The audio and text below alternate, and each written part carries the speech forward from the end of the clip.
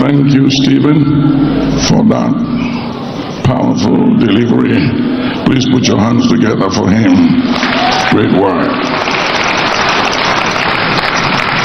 A few minutes just to bring words of exaltation, and I'll read from 1 Timothy, the 2nd chapter, reading from the 1st to the 4th verse. I exalt, therefore, that first of all supplication, prayers, intercession, and giving of thanks be made for all men, and for kings, and for all that are in authority, benefits of that we may lead a quiet, that is calmness, and a peaceable life, peace, in all godliness and honesty. For this is good and acceptable in the sight of God, our Savior, who will have all men to come to the saving knowledge of the truth. Amen.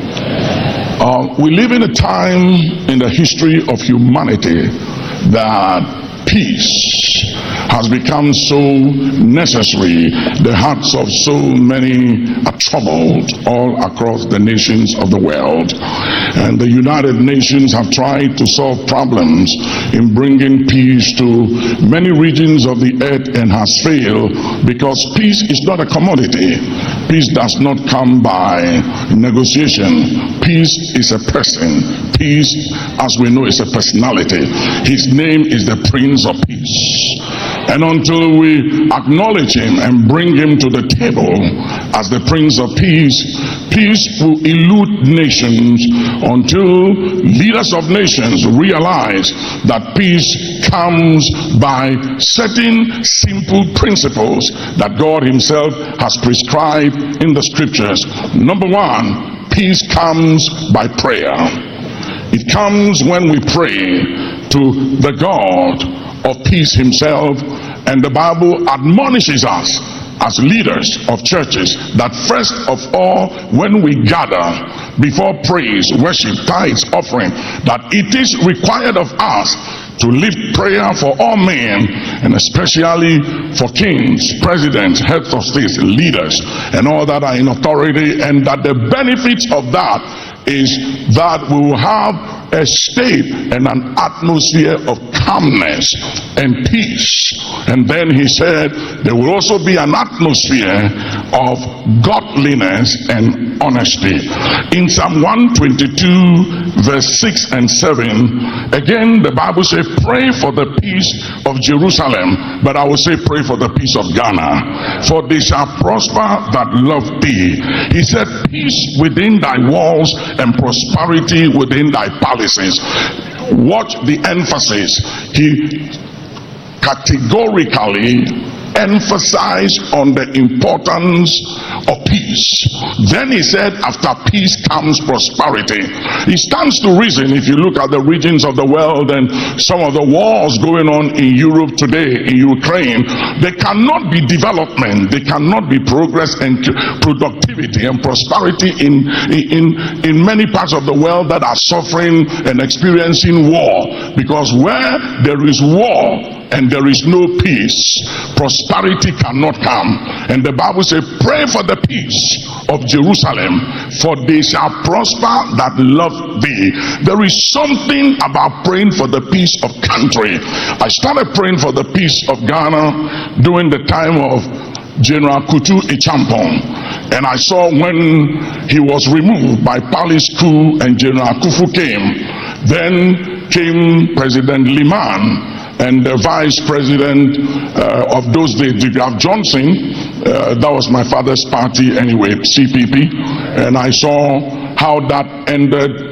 President Jerry came, and it went on, and I learned to pray for the peace of this country, of which I have been confronted, faced a lot of misrepresentation, but that is fine. I do what I do by the revelation of scripture. In Jeremiah 29 and the 7th verse, he said, seek the peace of the city wherein I have taken you captive and away from your own land, and pray unto the Lord for the peace thereof, for in the peace shalt thou know peace. We can only know peace and prosperity in this country if there is peace in this country. And he didn't say pray only, he said seek the peace. The word seek is different from the word pray. The Bible said that blessed are the peacemakers, blessed are those who seek the peace and the good of their country. And then he said, after seeking the good of your nation, pray that the peace you seek may reign and may remain. It is very critical if this nation will develop and if we will go forward to seek and to pray unto the Lord for the peace of the country. There are few things. Number one, prayer secures peace. Number two, justice. Justice is one of the things that secures peace. And where there is no justice, there will never be peace. It is said and believed that the absence of war or conflict is not the sign of peace. That the presence of justice is what guarantees peace. So where there is no justice, there can never be peace. And the meaning of justice is rewarding people for the good done and punishing people for the evil done. That is what justice means from the scripture perspective. I don't know why you are clapping, but that is the meaning of justice.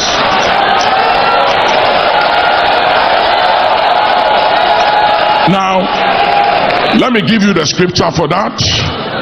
Jeremiah 9:24, he said, but let the one that boast of this, that he has understanding to know me, that I am the Lord who execute kindness, number one, and justice, number two, and righteousness on earth. Then listen, he said, for these things I, the Lord, Adonai, delight in.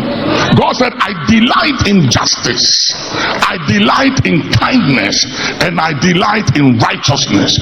Righteousness simply means doing right by all men and by all citizens, irrespective of their political persuasion and irrespective of their religious background or tribe. It is required of all of us to do right by all. In conclusion, I must say this in conclusion, the Bible says in Proverbs 14:34 that righteousness exalts a nation, but sin is a reproach to any people. We need a country that believes in righteousness, doing right by all, and a country that believes in justice, and a country that believes in kindness. In conclusion, I just want to say something especially to our new government and to all the ministers of state that have been appointed. Congratulations. This victory, first of all, is the victory for democracy, and it's the victory for Ghana. Then it's a victory for the NDC party, and we thank God for that. There are few observations I have made over the years as I have come to know His Excellency the President and our mother the First Lady. And I want to submit this to all of you in his cabinet and to all of you standing with him and sitting in council with him. Number one, this president and his wife are relational. They are very relational. They are not transactional people. They are very relational. So please be relational. That is number one I have learned and observed of them. They are not transactional, they are relational. In understanding that, please maintain your old relationships. You have new friends, you make new acquaintances, but don't throw away your old relationships. Number two, this president and his wife, they love people. They love people. So please love people. Love Ghanaians. It is important. He won this victory not by NDC supporters alone, but there were so many other people who fought to secure this peace, who were not NDC because of their love for people. So love people. It will take you places, it will take you far. Number 3, this president and his wife, they don't forget. So please, don't forget where you have come from. Don't forget the people that voted for you. Don't forget the people who stood in the line under the sun to secure this victory. Don't forget them. They remember, please remember, every year, Christmas, the president and the first lady will go to Bole Bamboy to spend Christmas with the people in the village. And they could spend Christmas anywhere in the world, even when they were in opposition. They have friends all over the world. I know some of them. They could spend Christmas anywhere in the world, but they chose to go to the village and spend time with the people there. Please go back to the village and spend time with the people who fought for you. The other thing I realize is that this president and his wife, they are consistent. They don't change. What you see is what you get. Please don't change. Don't let the position you are coming into, the access, the influence change you, because your boss and his wife, they are consistent. They don't change. Whether they are in opposition or they have power, they are who they are. They don't change. So please be consistent. It's very, very important. I believe if you do this, God will blow your mind and will use you to advance the cause of this nation.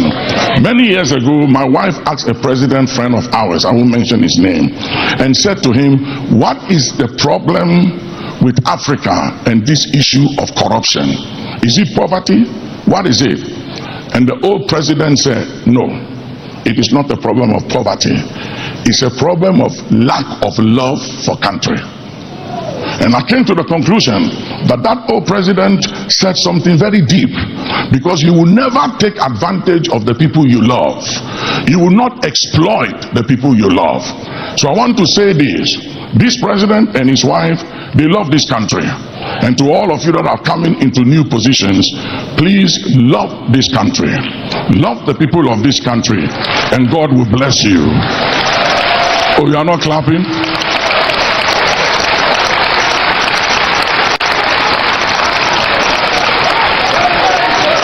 Hallelujah. In conclusion, I look forward in my lifetime to a Ghana under the leadership of our new president, to a Ghana that the atmosphere is conducive for prosperity, an atmosphere conducive for creativity and productivity for our children, that no Ghanaian son or daughter will have to queue for visa to leave the shores of this country to go anywhere for greener pastures, and that our sons and our daughters who are scattered across the nations of our world shall return to help build this economy and this nation. I submit my speech. Thank you.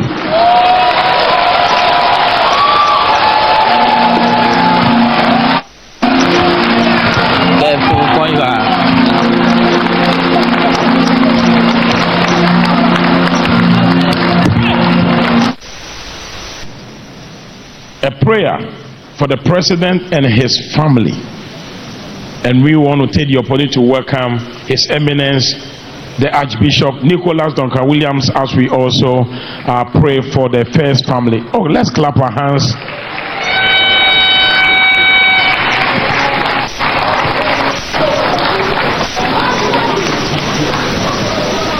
Mommy, the First Lady and His Excellency. Hallelujah. The family. Shall we stand?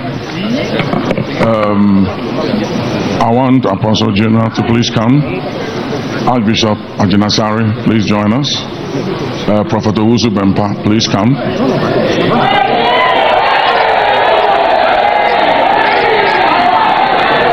Reverend Steve Winger.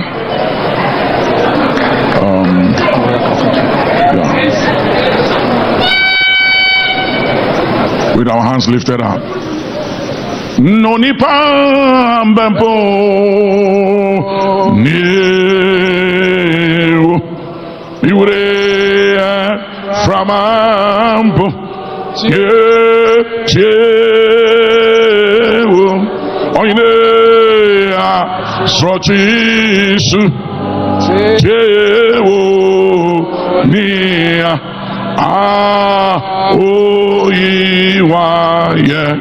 Oyiwaye Namizoni Pambempo Iureni Oine Ramampo Iure Jewu Srochisu Jewu Nia Oine Oyiwaye Oine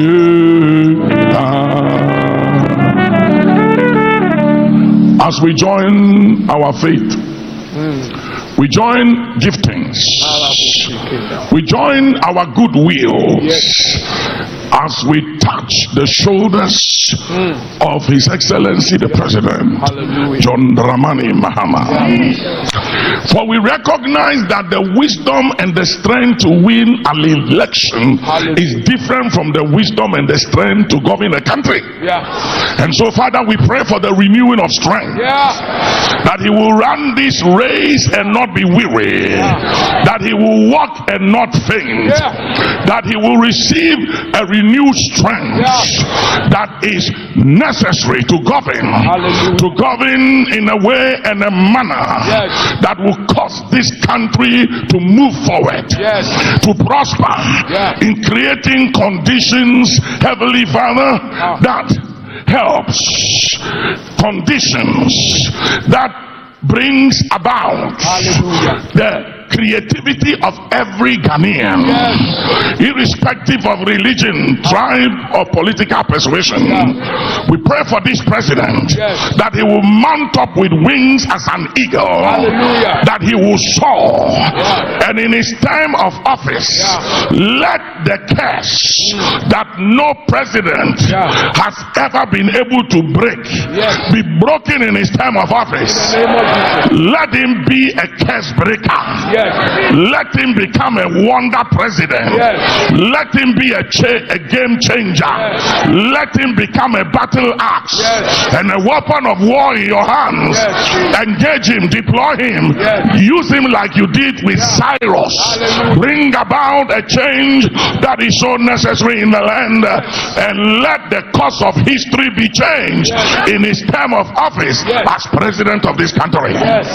We pray according to Job 21 and verse 8 that he will live to see all his children grow up and establish, and that he will settle down and enjoy his grandchildren and great grandchildren, that he will finish his term in office, that he will not be a casualty wise in office, that he will not be a scapegoat wise in office, that he will not be a victim of any evil work wise in office, but he will finish his term. He will finish well. He will finish on a note of victory. Now we speak into the elements by divine authority. Hear ye the word of the Lord at Rose. Hear Orion. Hear the Mazarot. Hear the zodiacs and all the elements of creation. You will not work against him, but you will work for him. You will advance his cause. You will advance his cause. The moon and the stars and the sun shall not smite him by day, nor the moon by night. Now, Heavenly Father, fill him with all wisdom, fill him with all understanding, fill him with all authority. Give him dominion and the upper hand over all things known and unknown. Give him the upper hand over enemies visible and invincible, and anything that shall be cooked and anything that shall be imagined to disadvantage him by divine authority, let it backfire, backfire, backfire, and let it be well with those who wish him well, and let it be ill with those who wish him ill. In the name of Jesus, we pray that nothing will compromise his security, nothing will compromise his health, that nothing will compromise his food, his drink, his water shall not be compromised. During his term of office, there will be no medical emergency. In the name of Jesus, all that thou mightest undergird him with might in the inner man, and give him a prophetic eye and a seeing ear. Give him the eye of an eagle, the courage of a lion. Makadula madasan elaitu kawahan manduku masalin belayatu kamadasid. We bless you with the blessings of the heavens above. We bless you with the blessings of the earth beneath. We confirm upon you the abundance of the water bodies of the earth. In the name of he who died, laid in the grave, and arose triumphant on the third day, be thou blessed of the Lord. The Lord make a distinction between you and others, and be the lifter of your head. In the name of Jesus, the Son of the living God, we take divine immunity and we ensure your life and all of your movement by land, by air, by water, that there shall no evil befall thee. In your term of office, you will finish well, and you will rise up on the right side of history as one president. That makes such a difference in the history of the governance of this country, and that your legacy will outlive you. In Jesus' name, amen.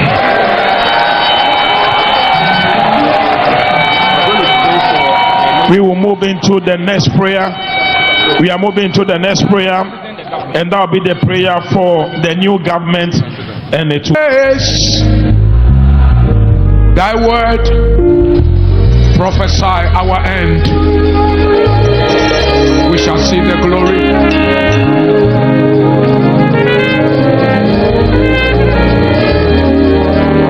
Our strength, give us the grace, oh God. Give us the cloud of glory and the cloud of honor, and let our end be better than our beginning as a nation.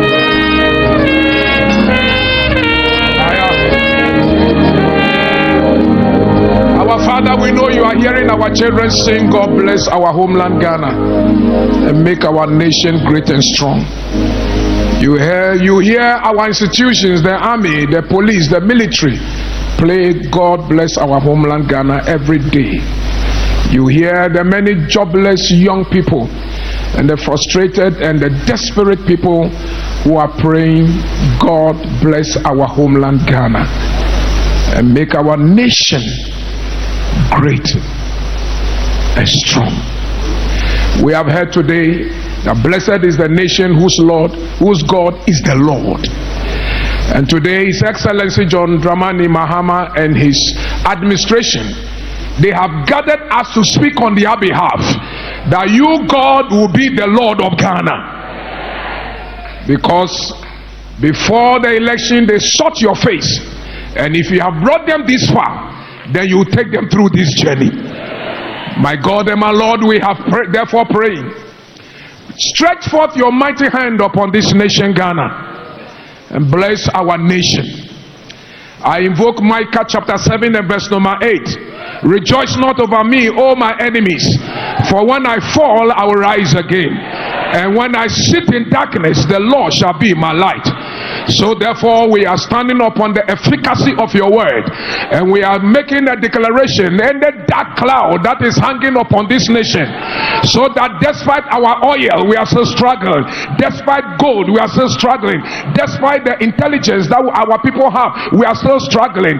We break this curse of darkness, that it will be no more In the mighty name of Jesus. Today you have spoken to us from Isaiah chapter 43 verse 19. Behold, a new thing I do, saith the Lord, and shall you not know it? Father, our hearts are open and our hands are open and our eyes are lifted up as a nation. Do this new thing with this new administration. Do this new thing. And the new thing that we expect and we trust is that, oh God, let prosperity come to this nation. Let the season cycle of troubles and difficulties and darkness and poverty and lack and mismanagement and corruption, let it be over. We curse that spirit and we silence the voice of the accusers, that they will speak no more. And now today, hear the voice of the men that you have raised in this nation. Hear the prophet, hear the voice of the president of Ghana, hear the voice of his administration, and they are asking, oh God, grace, wisdom, prosperity, blessing. Let our young men have jobs to do. Let our educational system be solid and strong. We pray for the spirit of justice and the spirit of equity and the spirit of fairness in every institution in Ghana. Let our judiciary be fair and be just. Let parliament be fair and be righteous and be just. Let the executive same. Let the media, let the clergy, let the churches be salt and light of this world. Our God, our Lord, is there anything too hard for you? Did you not say to Moses that I will take you to the land that flows with milk and honey? We lift up our eyes, oh God. Turn the natural resources of this nation into a blessing. And let this cycle of begging be over. May we be sufficient because we serve an all-sufficient God. Today, we make you Lord and God. So therefore our eyes are fixed upon you. Let peace remain on our streets. Let peace remain. May we as people of Ghana, may we live together as one people now that election is over. Unite us, and any demon of division and any spirit of division and anybody in their own parochial interest who want to divide us, let them stay out of the space of righteousness and let them stay out of the space of peace and power. But those who love this nation, Papa Duncan Williams said, for the love of this nation, those who love this nation, let them rule so that peace will prevail in this nation. Our Lord and our God, don't you have enough resources to prosper this nation? Does the earth and the heavens not belong to you? The resources of the earth, do they not belong to you? All are yours.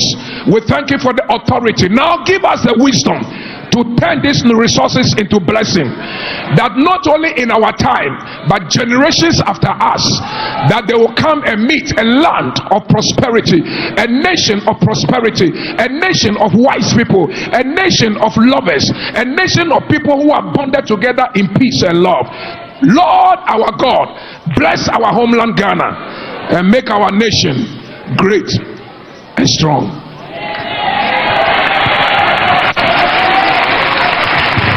And we all say amen.